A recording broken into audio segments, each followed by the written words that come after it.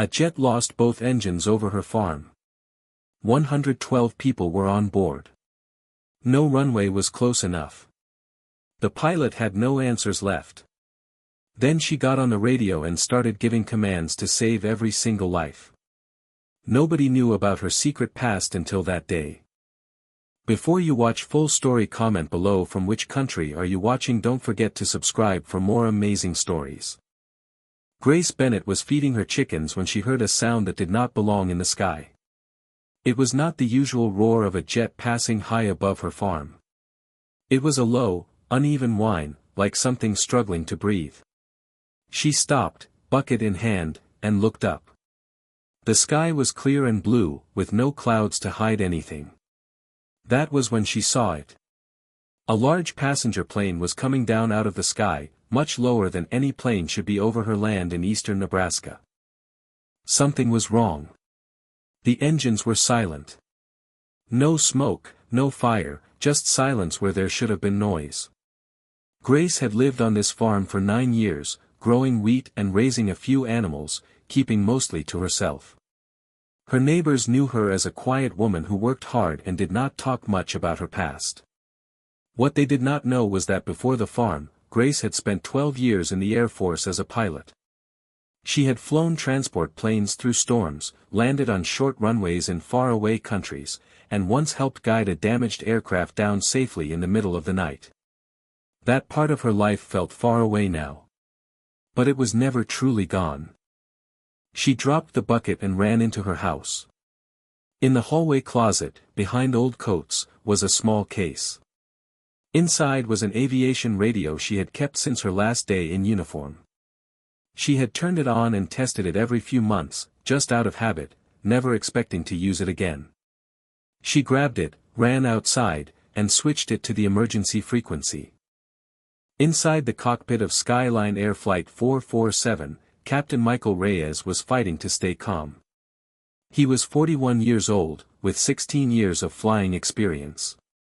10 minutes earlier, both engines had failed within seconds of each other. No warning, no clear reason, just a sudden and complete silence where 2 working engines should have been. His first officer, Sarah Klein, had already run through the restart checklist twice. Nothing worked. "Mayday, Mayday, Mayday," Michael had called out. Skyline 447, both engines out, 112 people on board, requesting immediate assistance. Air traffic control gave him a list of nearby airports.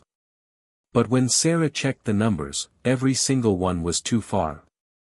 Without engines, a large jet becomes a heavy glider. It can only travel a certain distance before gravity wins. They had maybe 7 minutes before the plane would come down, one way or another. Below them was nothing but farmland, fields stretching out in every direction, with no runway in sight. Then a new voice came through the radio, calm and clear. "Skyline 447, this is Grace Bennett. I am a former Air Force pilot on the ground in Miller County, Nebraska. I have a flat field on my farm directly below your flight path. I am requesting to help guide you in." The air traffic controller, a man named Daniel Cross, had never heard anything like it in his 18 years on the job. He asked her to confirm her background. Grace gave her full name, her years of service, and her flying hours. Within a minute, her record was confirmed. Daniel made a fast decision. He connected her radio directly to the cockpit. "Captain, this is Grace.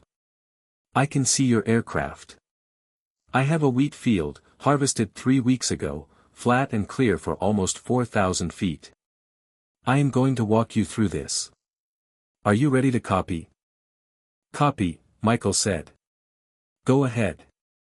First, tell me your altitude, speed, and how heavy you are." 13,000 feet. Speed 210 knots. "We burned most of our fuel already, so we are lighter than usual." "Good. That helps. Slow to 170 knots and keep your descent steady, not too fast.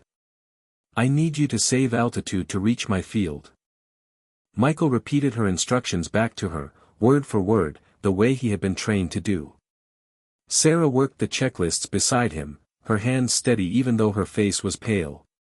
In the cabin, the flight attendants had already begun preparing the passengers, without waiting to be told. Seatbelts tightened. Bags stored. Heads down, arms crossed, brace position. In row 19, a woman named Elena Ruiz held her 12-year-old son's hand so tightly her knuckles turned white. He kept asking her if the plane was going to crash. She did not know the answer, but she kept telling him they were going to be fine, because that was the only thing she could give him in that moment. A few rows ahead, an older man named Walter Briggs sat very still, thinking about his granddaughter, who he had just visited for her college graduation. He had a photo of her in his jacket pocket. He held it without looking at it, just knowing it was there. Back on the ground, Grace moved to the edge of her field, using an old fence post to stand higher and get a clear view. She raised her binoculars and watched the plane grow larger against the sky. "Captain, lower your landing gear now," she said. Sarah pulled the handle. 3 green lights lit up on the panel. "Gear down and locked," she confirmed. "Good," Grace said. "You will feel the plane slow and drop a little faster now. That is expected. Do not fight it. Keep your speed steady." The plane dropped lower, crossing over a small road, then a line of trees at the edge of Grace's property. "You are 2 minutes out," she said.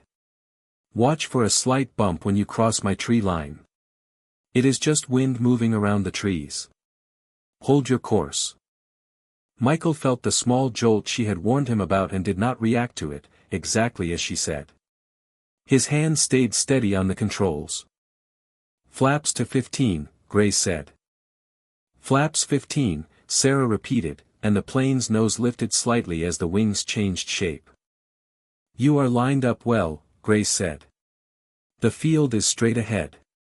Stay north of center, there is an old fence line on the south side you want to avoid. When your wheels touch, apply full brakes immediately.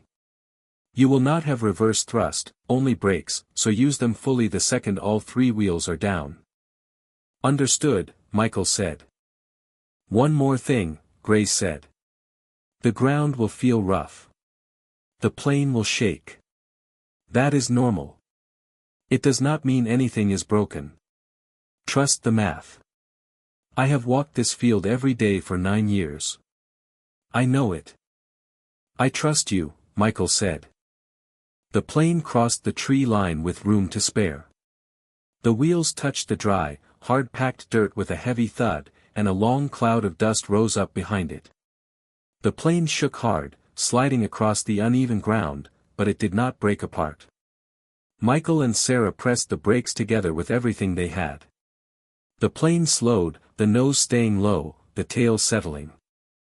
Grace counted the seconds under her breath as the jet closed the distance to the far tree line. It was close. Closer than she had hoped for. But the plane came to a stop with just under 60 feet to spare before the trees. For a moment, nobody moved. Then the emergency doors opened, and the slides came down. Passengers began climbing out, one after another, some crying, some silent, some laughing in disbelief. Grace was already running toward the plane. The last person out was a flight attendant, who turned and counted heads as fast as she could. 112, she said. Everyone is out. Everyone is safe. Captain Michael Reyes climbed down from the cockpit and walked straight to Grace.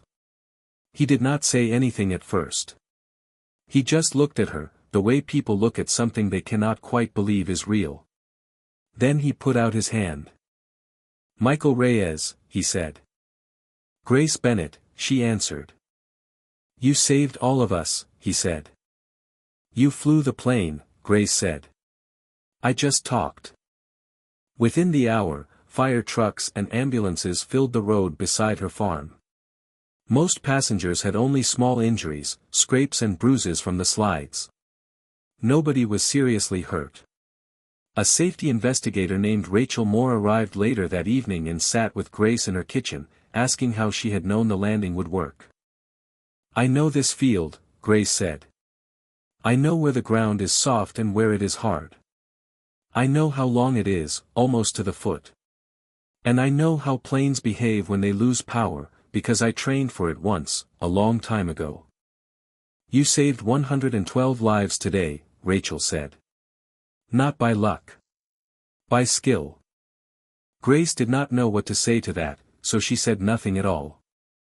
Elena Ruiz found her outside near the barn before her family left for the hospital to be checked. Her son stood beside her, quiet now, no longer asking questions. I heard your voice on the radio through the cockpit door before we landed, Elena said. It was calm. It made me believe we would be okay, even before I knew why. Walter Briggs found her too, still holding the photo of his granddaughter in his hand. I was thinking about her the whole way down, he said. Now I get to see her again because of what you did.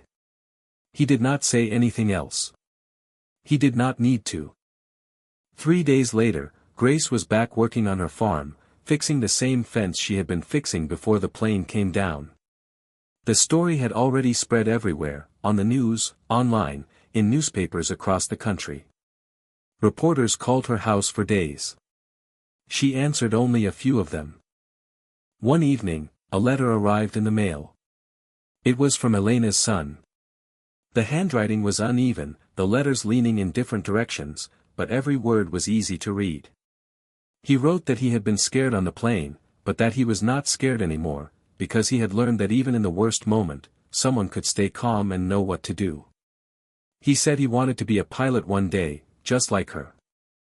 Grace read the letter twice. Then she folded it carefully and placed it inside a small wooden box on her kitchen shelf, next to an old photograph from her years in the Air Force and a medal she had earned long ago. Some things, she thought, were worth keeping close. That night, before she went to bed, she walked out to the hallway closet and checked her radio one more time. She turned the dial to the emergency frequency and listened to the soft static hum. Still working. She left it on. She always did.